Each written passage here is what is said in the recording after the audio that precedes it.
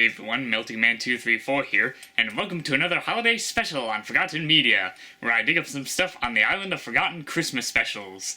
Now over the years, there has been a lot of Christmas films, from the classic Rankin and Bass George from Rudolph to Frosty, and all those other timeless classics like A Christmas Story, It's a Wonderful Life, and all those film adaptations of A Christmas Carol.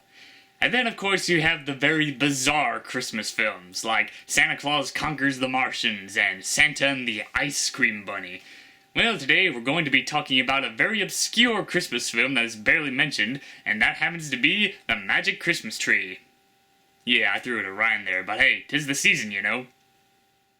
The Magic Christmas Tree is somewhat of a fantasy film made by Holiday Pictures, Inc., and was released in 1964.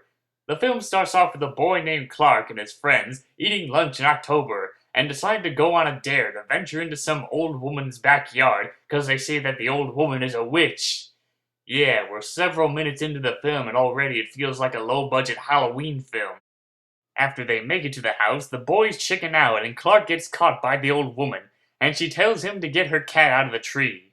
So, while he's climbing, he slips and falls and is knocked out, and thus the dream sequence begins throughout the rest of the movie. You can already tell that so far this film has nothing to do with anything Christmas related, and it starts off from black and white to color, just like The Wizard of Oz. Well, technically Oz started off in monochrome and then went to color, but you get the idea. So, the old woman, who is actually a witch this time, gives the boy a magic ring, which contains a magic seed. So, later he plants the seed along with a wishbone to make it work, and then we get to this scene, where his dad is mowing the lawn, and I absolutely hate this scene. First off, it takes him forever to start the damn thing, and once it starts, it makes a bunch of random car noises, and it never stops.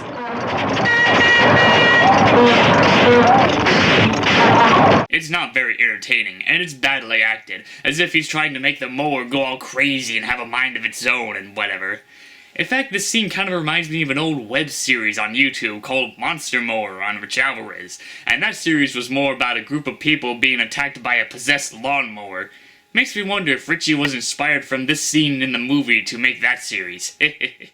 So, Christmas time finally comes, and the tree is fully grown, and since it is a magical Christmas tree, it can talk and gives the boy 3 wishes. Now what can I do for you?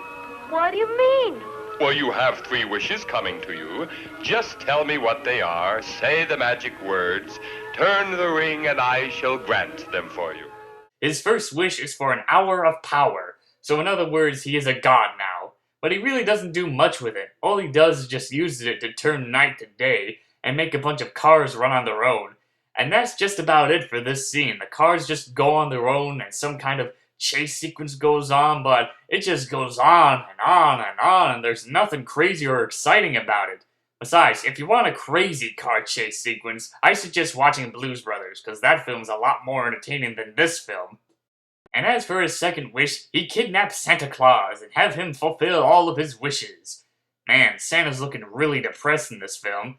I guess I'd be depressed too if I was glued to a chair and had to do all that crap for some bratty little snob.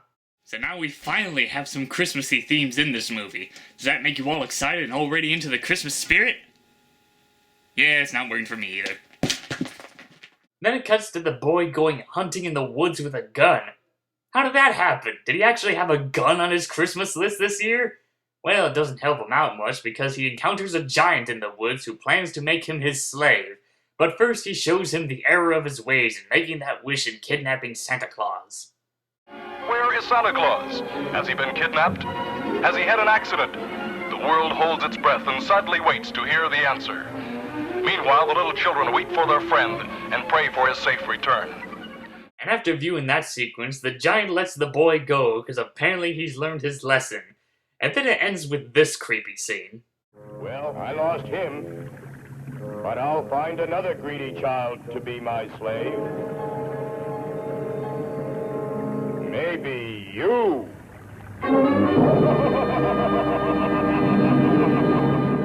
And so the film ends with Clark making it back home, makes his final wish to undo the second wish, Santa and the tree disappear, he wakes up back in the black and white reality, and they all live happily ever after. So that was The Magic Christmas Tree. There's definitely nothing magical about it. Everything about this film is bad. Bad camera work, bad settings, bad acting, bad writing, and so on and so on. They wouldn't even let adults see this film on their own unless they had a child with them. What kind of sense does that make? This film fits in with the category of other poorly made low-budget films like Santa Claus, in which that film was about Santa, a devil, and Merlin the Wizard, or Fun in Balloon Land, which is just a parade of balloons and barely has any story. Although the film was released onto VHS, it's not that easy to find, so if you really want to know how bad this film is, then you can find it on YouTube. In closing, it's no wonder why this film was forgotten. It's basically just one of those films that you'd see while watching Mystery Science Theater 3000.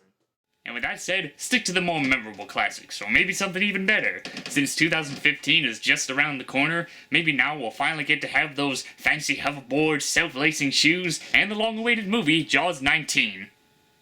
Otherwise, Back to the Future Part 2 was just a big lie. Well, that wraps up this episode of Forgotten Media, so this is Melting Man 234 saying Merry Christmas, Happy Holidays, Happy Kwanzaa, and all that jazz.